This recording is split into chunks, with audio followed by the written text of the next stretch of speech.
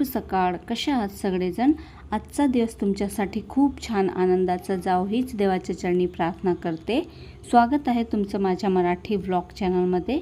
तर सकाळची टिफिन बनवण्याची तयारी सुरू झालेली आहे माझी. तरी सकाळी मला ना टिफिन जरा लवकरच बनवावा लागतो, म्हणजे 8 सव्वा 8 वाजेपर्यंत टिफिन रेडी पाहिजे. त्यामुळे मग अर्धी तयारी तर मी रात्रीच करून ठेवते. टिफिनसुद्धा आणि नाश्तासुद्धा सकाळी 8:15 वाजेपर्यंत रेडी पाहिजे. आणि आज मला आलू मेथीची भाजी बनवायची होती आणि नाश्त्यामध्ये आलूचे पराठे बनवायचे होते. तर बटाटे त्यासाठी मी रात्रीच उकळून ठेवले होते, म्हणजे मग सकाळी बटाटे उकळण्यामध्ये जो वेळ जातो तो वाचतो आणि सकाळी टिफिन मग लवकर बनते.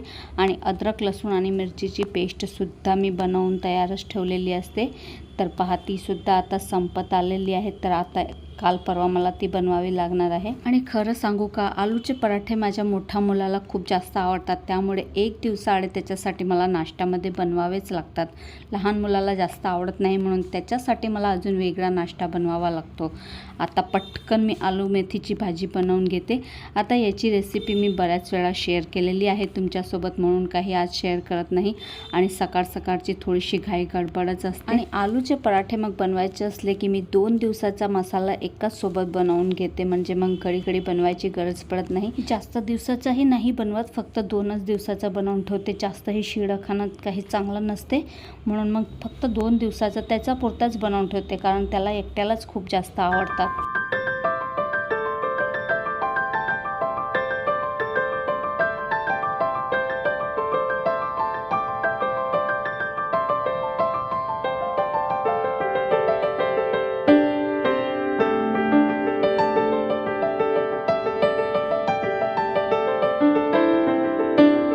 आपण स्त्रिया परिवारासाठी किती करतो नाही का? सकाळी लवकर उठायचं, त्यांच्या नाश्त्याचं ध्यान ठेवायचं, त्यांच्या जेवणाचं ध्यान ठेवायचं. सकाळच्या एवढ्या घाई गडबडीमध्ये 1 मिनिटाचा सुद्धा आराम न करता सतत धावपळ करत राहायचं. त्यांना काय कमी पडते आहे त्यांचं ध्यान ठेवत राहायचं. आणि आपली स्वतःची काळजी तर सकाळी आपण विसरूनच जातो. सकाळी काय दिवसभरामध्ये कधीही आपण आपली काळजी घेणं विसरूनच जातो. सतत धावपळ करत राहतो, पण असं करायचं नाही. आपण सुद्धा आपली स्वतःची काळजी ही घेतलीच पाहिजे, कारण आपल्यालाही तेवढीच काळजीची गरज आहे. आपण आपला नाश्ता करायचंही विसरून जातो. कधी तर मनामध्ये असा विचार येतो, काय हे आपलं जीवन आहे, नुसती धावपळ, सकाळी धावपळ, संध्याकाळी धावपळ, आणि एवढं करूनही आपल्याला कधी कुणी कदरसुद्धा करत नाही आपली. असा विचार येतो, काय आपलं जीवन आहे स्त्रियांचं. पण मग दुसऱ्या क्षणामध्ये असाही विचार येतो, जाऊ त्यांना काय, आपलाच परिवार आहे, आपल्याच लोकांसाठी करतो ना आपण, दुसऱ्यासाठी थोडीच करतो. आपल्यासाठी केलं म्हणजे आपल्या परिवारासाठी केलं, दोन्ही एकच तर गोष्ट आहे. आणि मग आपण कुठे कुणाच्या थँक्यूची अपेक्षा करण्यासाठी थोडीच करतो. त्यांची काळजी घेणं ही आपल्याच हातात आहे. आपण नाही करणार तर कोण करणार आहे? आपलाच तर परिवार आहे. आपण कुठे थँक्यूच्या अपेक्षाने करतो. पण तरीही कधी आपल्याला असं वाटते, कुणी आपल्यालाही विचारलं पाहिजे, तू जेवली की नाही, तुला काय हवं आहे, तुला काय आवडते. पण असं कधीच होत नाही, कुणीच विचारत नाही. आणि ज्यांची अपेक्षा करतो ते तर अजिबातच विचारत नाहीत.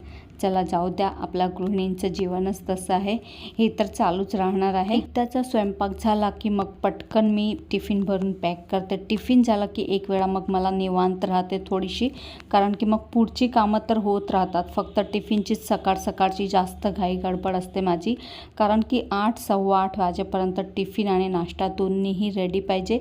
त्यानंतर मग टिफिन पॅक केला की मग पुढची कामे करायला मी सुरुवात करते. जो स्वयंपाक केला असतो तो मी काढून घेते आणि मग भांडी, झाडू, पोछा आणि किचन क्लीन करणं, बस हीच कामं उरतात मग आपल्या स्त्रियांची सगळ्यांची. आणि त्यानंतर येते मग माझी देवपूजा, जी की मी अगदी निवांतपणे करते. घरातली आधी सगळी कामं आवरून घेते, नंतरच मी देवपूजा करते.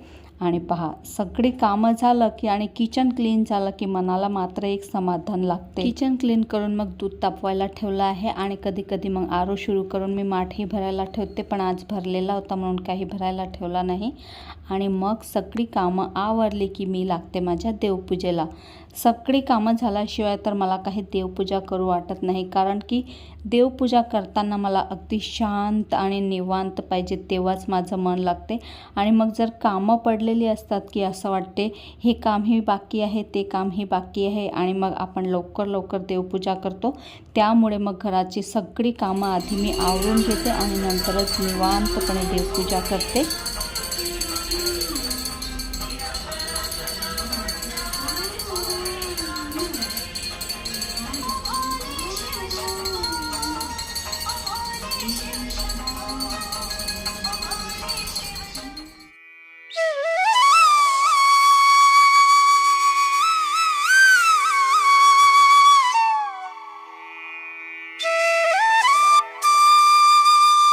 मस्त देवपूजा झालेली आहे आणि देवही मला आता उजडायचे आहे. बघूया आता उद्या परवा उजडते मी, कारण की थोडेसे काळे झालेले आहेत. आणि आता देवपूजा झाली की कधी कधी मी माझ्या स्टिचिंगच्या कामांना लागते थोडा वेळ आराम करून. आणि आज तर बघा म्हटलं थोडा वेळ आराम करू आणि स्टिचिंग करू, तर त्यातच दुसऱ्या मुलाला खायचे होते पोहे, आणि मग लगेच परत मला किचनमध्ये यावं लागलं. अजून सकाळची कामं आवरली नाही तेवढी एकाची नाही तर दुसऱ्याची फरमाईश सुरू होऊन जाते. तर त्याला काही जास्त पराठे आवडत नाही, आवडतात पण मग रोज रोज खायला कुठे आवडतात मुलांना. त्यामुळे मग त्याला आता पोहे खायचे होते. तो म्हणे मम्मी मला पोहे बनवून दे, तर त्याच्यासाठी मग लगेच मला पोहे बनवायला सुद्धा परत किचनमध्ये यावं लागलं. असं असते आपल्या स्त्रियांना, थोडा वेळही आराम करायचं म्हटलं तर एकाची नाही तर दुसऱ्यांची फरमाईश सुरूच असते. पूर्ण दिवसभर असंच सुरू असते. आणि आज तर मला तुपाच्या वातीसुद्धा बनवून ठेवायचे आहे, कारण की आता अधिक महिना सुरू आहे आणि मग 3-4 ठिकाणी दिवे लावले जातात. मग ऐन वेळेत जर वाती बनवायला घेतल्या तर मग थोडासा उशीर लागतो, म्हणून म्हटलं आता तुपाच्या वाती बनवून ठेवते, म्हणजे मग घेतली की लगेच पेटवली. आणि हे सिलिकॉनचं एक मोड आहे माझ्याकडे, मी स्पेशल वाती बनवण्यासाठीच आणलं आहे. लहान लहान याचे खाचे आहेत, तर त्यामुळे मग वाती छान बनतात यामध्ये.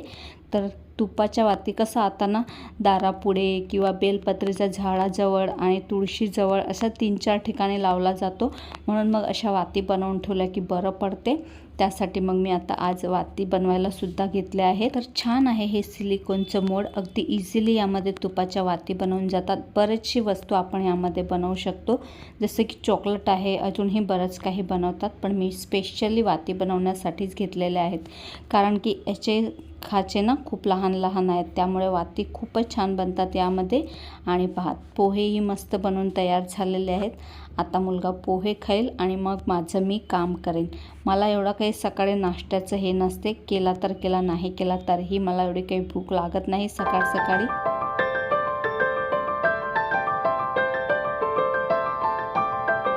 आणि एकाच दिवसामध्ये 2 नाश्ते बनवावे लागले, असं कधी कधी काम वाढते आपलं. चला असो, मस्त तुपाच्या वाती बनवून घेते. खूप छान आहेत हे छोटे छोटे मोड.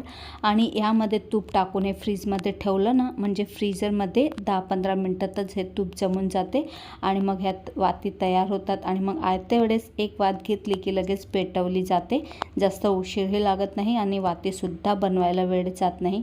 मस्त आहेत अशा वाती बनवून ठेवल्या तर. मी नेहमी बनवून ठेवते, पण काय होते ना, आपण चोख्या तुपाच्या जर वाती बनवल्या ना की मग त्या डब्यात भरून ठेवल्या की, आणि आता तर एवढी गरमी आहे की तूप अगदी वितळायला लागते आणि मग वाती बनवून ठेवण्याचा काहीच अर्थ होत नाही.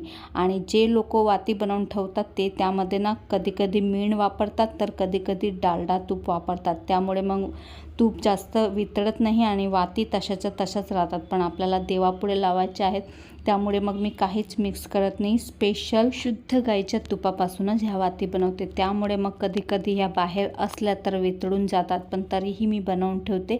कधी कधी फ्रीजरमध्येच राहू देते, तर कधी कधी बाहेरही काढून ठेवते.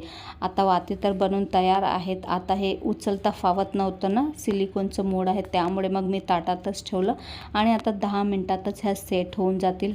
पहा 10-15 मिनटातच मस्त वाती सेट झालेल्या आहेत. आता एक वाती घेतली की ठेवली दिव्यामध्ये की पेटवली, जास्त काही उशीर लागत नाही, त्यामुळे चांगलं आहे अशा वाती बनवून ठेवल्या तर. चला तर मग आजचा हा छोटासा व्लॉग मी इथेच थांबवते. अपेक्षा करते तुम्हाला आजचा व्हिडिओ आवडला असेल. व्हिडिओ आवडला असेल तर व्हिडिओला लाईक करा, शेअर करा आणि चॅनललासुद्धा सबस्क्राईब करायला विसरू नका. भेटूया पुन्हा अशाच एका नवीन आणि इंटरेस्टिंग व्लॉगसोबत. तोपर्यंत स्वतःची काळजी घ्या. बाय.